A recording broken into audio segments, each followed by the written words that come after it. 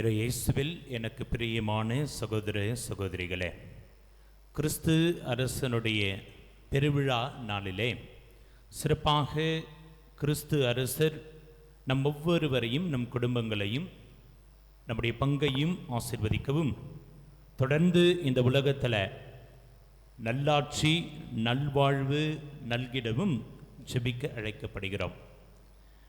அனைத்துலக அரசர் நம் ஆண்டவர் இயேசு கிறிஸ்து என்று சொல்லி இன்றைக்கு திரு அவையோடு இணைந்து பெருவிழாவை நாம் சிறப்பித்துக் கொண்டிருக்கிறோம். அடுத்த வாரம் நாம் புதுக்காலத்தை இந்த வாரத்தோடு முடித்து திருவருகை காலத்தை தொடங்குகிறோம். திரு அவையில் இன்றைக்கு ஒரு வித்தியாசமான ஒரு விழா. விடுதியிலே இடமில்லாதவருக்கு இன்றைக்கு மகுட விழா. மாட்டுக்குடிலே பிறந்தவருக்கு, மார்கரி பணியில் பிறந்தவருக்கு இன்றைக்கு அரச சிம்மாசன விழா. கந்தலாடை சுட்டப்பட்டவருக்கு இன்றைக்கு அரண்மனை விழா. தலை சாக்கி கூட இடமில்லை என்று சொன்னவருக்கு இன்றைக்கு அரசு சிம்மாசன விழா. அடிமைகளுக்கு மட்டுமே கொடுக்கப்பட்ட மிகப்பெரிய தண்டனையான சிலுவை சாவை ஏற்றுக்கொண்டவருக்கு இன்றைக்கு மிகப்பெரிய சிம்மாசன விழா. துன்புறும் ஊழியருக்கு, முள்முடி தரிக்கப்பட்டவருக்கு இன்றைக்கு அரச மணிமுடி சூட்டப்பட்ட விழாவாக இந்த நாளை நாம் நினைவு கூர்ந்து சிறப்பித்துக் கொண்டிருக்கிறோம். மனநிலை பாதிக்கப்பட்ட இருவர் தங்களுக்குள்ளே பேசிக்கொள்கிறார்கள். ஒருவனோ நான் உலகை விலைக்கு வாங்கப் போகிறேன் என்று சொல்லி மற்றவனிடம் சொன்ன பொழுது, மற்றவனோ நான் இந்த உலகை விற்பதாக இல்லை என்று சொல்லியதாக ஒரு துணுக்கு இருக்கிறது. அன்புக்குரியவர்களே, இன்றைக்கு வல்லரசு, வளரும் நாடுகள், அரசியல்வாதிகள், பன்னாட்டு நிறுவனங்கள் அனைத்துமே இந்த உலகை ஆட்டிப்படைக்க, இந்த உலகை அபகரிக்க, இந்த உலகத்தில் உள்ள அனைத்து இடங்களையும் பிடித்து கொள்ள எத்தனைத்து கொண்டிருக்கும் இந்த சமயத்தில் நாம் இன்றைக்கு கிறிஸ்துவினை அரசராக வைத்து விழாவை சிறப்பித்துக் கொண்டிருக்கிறோம். அலெக்சாண்டர் இந்த உலகை ஆண்டார். தத்துவ ஞானி சொல்கிறார், நேற்று வரை அலெக்சாண்டர் இந்த உலகத்தினுடைய மண்ணை ஆண்டார், இன்றைக்கு அவர் இல்லை, மண்ணானது அலெக்சாண்டரை ஆண்டு கொண்டிருக்கிறது என்று சொல்லி அழகாக தமிழிலே ஒரு திரைப்படத்தில் பாடல் இருக்கிறது. மனிதனுக்கு மண்மேல் ஆசை, மண்ணுக்கு மனிதன் மேல் ஆசை, கடைசியில் மண் தான் ஜெயிக்கிறது. இது நமக்கு நல்லாவே தெரியும். நமக்கு எவ்வளோதான் ஆசையில் இருந்தாலும் கடைசியில் வெற்றி கொள்வது என்னவோ அந்த மண் தான். 6 அடி நிலம்தான். பரவாயில்ல, நமக்கெல்லாம் இருக்குது, இன்னும் இடம் இருக்குது. இன்னும் நம்முடைய கல்லறை தோட்டத்தில் 6 அடி என்று சொல்லி இடம் இருக்குது. சிட்டியில் கிடையாது. சிட்டியில் நான் நிறைய பங்குகளில் இருந்தேன். ஒவ்வொரு முறை இந்த விகாரியேட் ஃபாதர்ஸ் ரெக்கலேஷன் மாதத்திற்கு ஒரு முறை அல்லது 2 மாதத்திற்கு ஒரு முறை கூடுவோம். அந்த எல்லா ரெக்கலேஷன் தியானத்திலும் எங்களுடைய முதல் டாபிக் என்ன தெரியுமா? எல்லாருடைய பரிந்துரை டாப்பிக்காக இன்று வரை இருப்பது, 10 வருடமாக பார்த்து கொண்டிருக்கிறேன், கல்லறைக்கு என்ன செய்யலாம். அனைத்து பங்குகளிலும் இதுதான் சிட்டியில் பிரச்சனை. ஆனால் இங்கே நம்முடைய கிராமத்தில் அந்த மண் இருக்கிறது, நமக்கென்று ஒரு இடம். ஆனால் வாழ்விலே கடைசி வரை அதுதான் நிரந்தரம் என்று சொல்லி இன்றைக்கு பல பேர் உணர்வதை மறந்திருக்கிறோம். வரலாறு இதைத்தான் நமக்கு கற்றுக் கொடுத்து கொண்டே இருக்கிறது. அரசுகள், ஆதிக்கம் செலுத்திய அரசுகள், அத்துமீறிய அரசுகள் இன்று காணாமல் போய்விட்டன. இந்த நாளில் இறைவன் நம்மை சிந்திக்க அழைப்பது என்ன? 5 பேர் வருடத்திற்கு பிறகு விண்ணகத்திற்கு செல்கிறார்கள். பேதுரு அவர்களை நிறுத்தி ஒவ்வொருவரையும் எங்கிருந்து வருகிறீர்கள், எப்படி வருகிறீர்கள் என்று சொன்ன பொழுது, முதலாவது நபர் நான் புத்தருடைய இடத்திலிருந்து வருகிறேன் என்கிறார். 2ஆம் நபர் நான் மெக்காவிலிருந்து நேராக இங்கே வருகிறேன் என்கிறார். 3வது நபர் நான் ஒவ்வொரு முறையும் ஒவ்வொரு வருடமும் வேளாங்கண்ணிக்கு நடந்து செல்வேன், இந்த வருடம் நடந்து செல்லும் பொழுது அங்கிருந்து நேராக வருகிறேன் என்று சொல்கிறார். 4வது நபர் நான் வாழ்ந்துவிட்ட பிறகு கடைசி காலத்தில் காசியிலே என்னுடைய முழு நேரத்தையும் செலவிட்டேன், காசியிலே இறந்தேன், அங்கிருந்து நேராக வருகிறேன் என்று சொல்கிறார். 5வது நபர் மௌனமாக மத்தேயு அதிகாரம் 25 இறைவசனங்கள் 35 இறைவன் கூறுகின்ற, சின்னஞ்சிறியராகி எனக்கு நீ செய்தது எல்லாம் எனக்கே செய்தீர்கள் என்று சொல்லி அந்த வார்த்தைகளுக்கு இணங்க நான் என்னுடைய வாழ்வில் பிறருக்காக வாழ்ந்தேன். பசியாக இருந்த பொழுது அவர்களை நான் கவனித்தேன். ஆடையின்றியோ உணவு இன்றியோ அல்லது தாகமாகவோ சிறையிலோ இருந்த பொழுது அவர்களை நான் எப்பொழுதுமே தேற்றிக்கொண்டேன் என்று சொன்ன வார்த்தைகளை கேட்டு பேதுரு அவரை விண்ணகத்துக்கு அழைத்ததாக ஒரு கதை இருக்கிறது. அன்புக்குரியவர்களே, இன்றைக்கு போர், கொள்வது, நாடு பிடிப்பது என்று சொல்லி தொடர்ந்து கொண்டுதான் இருக்கிறது. ஏன் 2-3 வருடங்களாக ஹோலி லேண்டுக்கு நம்ம போகவே முடியல. பிளான் பண்ணோம் 2 முறையும் மிஸ் ஆகிடுச்சு. இன்றைக்கு செல்லவே முடியவில்லை. போர் சென்று கொண்டிருக்கிறது. ரஷ்யா உக்ரைன் போர் இன்னும் நின்ற பாடு கிடையாது. இன்றைக்கு நாடுகளை பிடிக்க அரசுகள் எத்தனித்து கொண்டிருக்கும் பொழுது, இந்த உலகத்தையே 2000 ஆண்டுகளுக்கு முன்பாக ஆண்டு வந்த ரோமபுரிய பேரரசு இன்றைக்கு சுவடில்லாமல் போய்விட்டது. சூரியனே மறையாது என்று மார்தட்டி கொண்ட ஆங்கில அரசு, இங்கிலாந்து அரசு இன்றைக்கு நம்மோடு இல்லை. நெப்போலியன் கண்ணு கெட்டிய முறை இந்த உலகத்தை ஆண்டு படைத்து கொண்டிருந்தான். அவனும் இன்றைக்கு மண்ணோடு மண்ணாக சென்று விட்டான். அசோகனும் போன்று சென்று விட்டான். இன்றைக்கு முழுவதுமாக இந்த உலகம் முழுவதும் இருக்கின்ற அரசாட்சி முடிந்துவிட்டு ஏறக்குறைய அனைத்து நாடுகளிலும் மக்களாட்சி கொண்டு வரப்பட்டது. இந்த நேரத்தில் ஏன் இந்த விழா? அரசாட்சி முடிந்து விட்டது, அனைத்து நாடுகளிலும் மக்களாட்சி வந்துவிட்டது. இப்படிப்பட்ட நிலையில ஏன் நாம் கிறிஸ்து அரசர் என்று சொல்லி இந்த விழாவை சிறப்பிக்க வேண்டும்? அன்புக்குரியவர்களே, இதற்கு ஒரு நீண்ட நெடிய வரலாறு இருக்கிறது. அதாவது தொடக்கத்தில் விண்ணகம் சென்ற நம் ஆண்டவர் வலப்பக்கம், கடவுளுடைய வலப்பக்கம் வீற்றிருப்பதை நாம் விழாவாக சிறப்பிக்கிறோம். 20ஆம் நூற்றாண்டில் நாத்திகம் சர்வாதிகாரம் உலகம் முழுவதும் ஐரோப்பிய அதிகாரத்திற்கு வர வேண்டும் என்று சொல்லி எத்தனித்து கொண்டிருந்த சமயத்தில் கிறிஸ்து மட்டுமே அனைத்துலகின் அரசராக இருக்கிறார் என்று சொல்லி திரு அவை மிக ஆணித்தரமாக சொல்லவும், ஹிட்லர், ரூசோ, முசோலினி, எலிசபெத் ராணி இவருடைய அதிகாரம்தான் இந்த உலகத்தில் தலை தூக்கி இருந்த பொழுது, கிறிஸ்துவை மறந்து இருந்த காலகட்டத்தில் கிறிஸ்துதான் அனைவருக்குமே அரசராக இருக்கிறார் என்று சொல்லியும் இந்த கிறிஸ்து அரசர் பெருவிழாவை நம்முடைய திரு அவை ஏற்படுத்துகிறது. குறிப்பாக திருத்தந்தை 11ஆம் பயஸ் டிசம்பர் மாதம் 11ஆம் தேதி 1925ஆம் தேதி இந்த கிறிஸ்து அரசர் பெருவிழாவை குவாஸ் பிரைமாஸ் என்ற சுற்றுமடல் மூலமாக திரு அவை சிறப்பிக்க அழைக்கிறார். அதிலும் குறிப்பாக 2ஆம் வத்திக்கான் சங்க முடிவில் 1969 அப்பொழுது 2ஆம் வத்திக்கான் சங்கத்தை நடத்தி கொண்டிருந்த மேனாள் திருத்தந்தை 6ஆம் பவுல் இந்த விழாவை கடைசி ஞாயிற்றுக்கிழமை, பொது காலத்தின் கடைசி ஞாயிற்றுக்கிழமை, வழிபாட்டாண்டின் கடைசி ஞாயிற்றுக்கிழமை சிறப்பிக்க திரு அவை கேட்டுக்கொண்டிருக்கிறார். கிறிஸ்துவை அரசராக நாம் ஏற்றுக்கொள்ள விவிலிய பின்னணி என்ன? நிறைய விவிலிய வசனங்கள் கிறிஸ்துதான் அரசர் என்று நமக்கு ஆணித்தரமாக குறிப்பிடுகிறது. முதலில் மத்தேயு அதிகாரம் 2 இறைவசனம் 2 3 ஞானிகள் கிறிஸ்து அரசர் எங்கே பிறந்திருக்கிறார் என்று சொல்லி கிறிஸ்து அரசரை பார்க்க அவர்கள் புறப்படுகிறார்கள். லூக்கா நற்செய்தி இது அதிகாரம் 24:42 கல்வர் சிலுவையில் ஆண்டவரை பார்த்து, நீர் ஆட்சி உரிமையோடு வரும்பொழுது என்னை நினைவில் கொள்ளுங்கள் என்று சொல்கிறார்.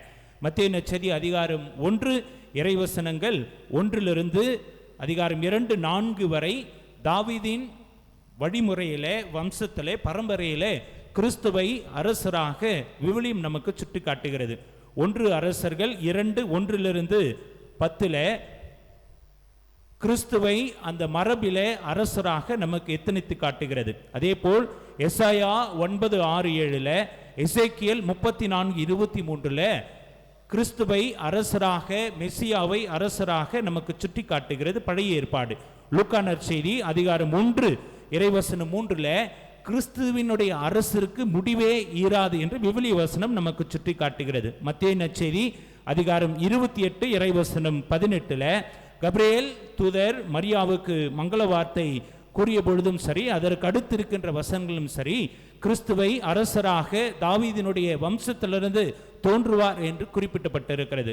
பிலிப்பியருக்கு எழுதப்பட்ட திருமுகம், புனித பவுலுடைய பிலிப்பியருக்கு எழுதப்பட்ட திருமுகத்தில் அதிகாரம் 2 இறைவசனம் 10 இவருடைய பெயருக்கு விண்ணகம் மண்ணகம் அனைத்துமே மண்டியிடும் என்று சொல்லி குறிப்பிடப்பட்டிருக்கிறது. எபேசியருக்கு எழுதப்பட்ட திருமுகத்தில் அதிகாரம் 1 இறைவசனம் 20-21 இவரை மேலாக உயர்த்தினார் கடவுள் என்று சொல்லி சிறப்பாக விவிலிய வசனங்களாக நமக்கு கிறிஸ்துவே நம் அரசர் என்று குறிப்பிடப்பட்டிருக்கிறது.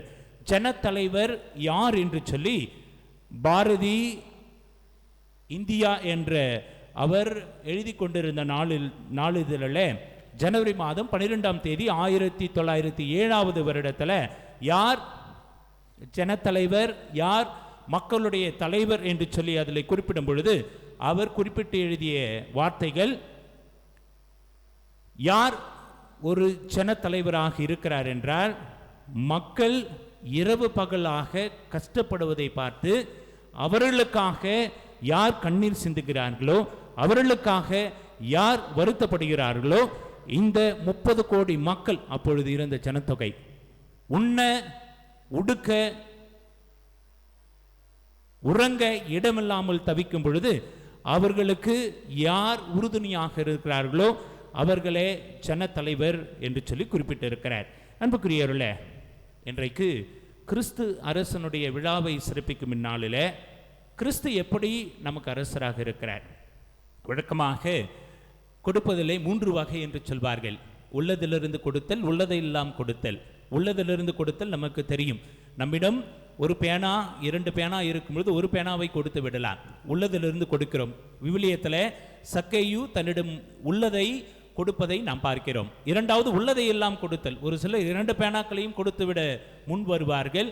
அந்த கைம்பெண் ஆண்டவருக்கு காணிக்கையாக 2 செப்பு காசுகளை போட்டுவிட்டு முழுவதுமாக ஆண்டவரிடம் தன்மை அர்ப்பணிப்பது. ஆனால் உள்ளதிலிருந்து கொடுக்கலாம், உள்ளதை எல்லாம் கொடுக்கலாம். மூன்றாவது கிறிஸ்துவை போல தன்னையை கொடுப்பது மிக அரிதாக யாரும் இந்த உலகத்திலே செய்தது கிடையாது. முழுவதுமாக மக்களுக்காக சிலுவையிலே தன்னையை கொடுத்தார். அதைத்தான் நாம் யோவான் நற்செய்தி அதிகாரம் 3 இறைவசனம் 15-16 வாசிக்கின்றோம்.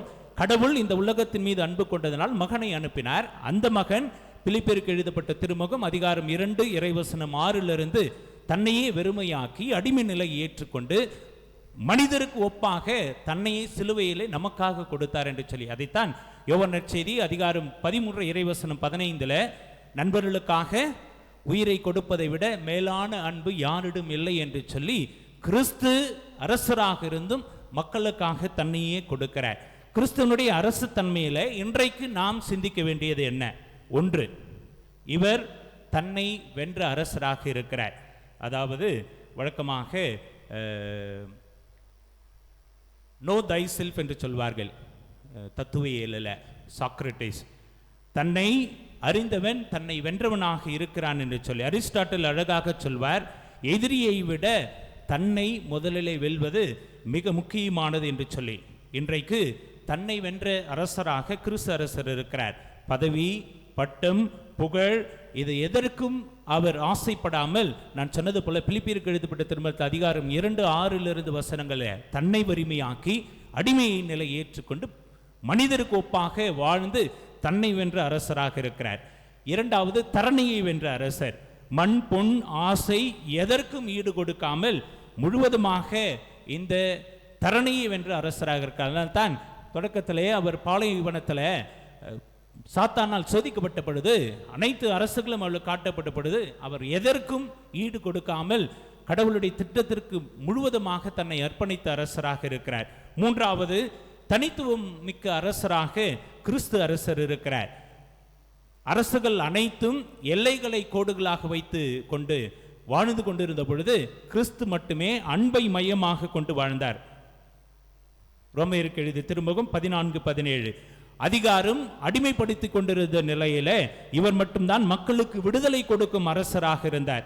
மார்க்கு நற்செய்தி அதிகாரம் 1 இறைவசனம் 27 மக்கள் அனைவரும் பலியாக அரசன் வாழ்ந்து கொண்டிருந்த சமயத்தில் தன்னை சிலுவையிலே மக்களுக்காக பலியாக கொடுத்தவர் நம்முடைய கிறிஸ்துவாக இருக்கிறார். யோவான் நற்செய்தி அதிகாரம் 15:13. அன்புக்குரியவர்களே, இன்றைக்கு சிறப்பாக கிறிஸ்து அரசனுடைய பெருவிழாவை சிறப்பிக்கும் நாளில் நாம் சிந்திக்க வேண்டியது என்ன? கிறிஸ்துவே நம்முடைய இல்லத்திற்கும் நம் ஒவ்வொருவருக்கும் அரசராக, தலைவராக இருக்கிறார். அதே நேரத்தில் கிறிஸ்து அரசர் என்பது ஆட்சி உரிமை அல்ல. கிறிஸ்து அரசர் என்பது அடிமைப்படுத்துவதல்ல. கிறிஸ்து அரசர் என்பது நாடுகளை பிடிப்பதல்ல. கிறிஸ்து அரசர் என்பது பிறருக்காக தான் வாழ்வது மட்டும் தனது மனதிலே கொண்டு பிறரை அடிமைப்படுத்திக் கொண்டிருப்பது அல்ல. அன்புக்குரியவர்களே, இன்றைக்கு கிறிஸ்து அரசர் என்பது பிறருக்கு விடுதலை கொடுப்பது, பிறருக்கு அன்பை கொடுப்பது, பிறருக்காக தன்னை கொடுப்பது, பிறருக்காக தான் வாழ்வது என்ற மிகப்பெரிய மகத்தான செய்திகளை நமக்கு அரசர் கொடுத்து விட்டு செல்கிறார். அவருடைய அரசாட்சியிலே வாழ்ந்து கொண்டிருக்கும் நாம் கிறிஸ்துவை நம்முடைய குடும்பத்தின் அரசராக ஏற்றுக்கொள்வோம். அதே வேளையில் இன்றைக்கு நம்முடைய பீடாசிராருடைய இந்த அர்ப்பணிப்பு விழாவிலே சிறப்பாக முதலிலே அவருடைய பெற்றோர்களுக்கு நான் நன்றி சொல்கிறேன். சிறப்பாக பீடசிராரை அவர்கள் இந்த ஆலயத்திற்கும் நம்முடைய பங்கிற்கும் குறிப்பாக திரு அவைக்கும் அர்ப்பணித்திருக்கிறார்கள் பீடசிரார்களாக. இன்றைக்கு நான் இங்கே ஒரு குருவாக நின்று கொண்டிருக்கிறேன் என்றால் பீட சிறுவனாக ஏறக்குறைய எனக்கு நினைவு இருந்து 3வது வகுப்பிலிருந்து நான் பீடத்தில் நின்று கொண்டு பீட சிறுவனாக இருந்த நினைவு எனக்கு இருக்கிறது.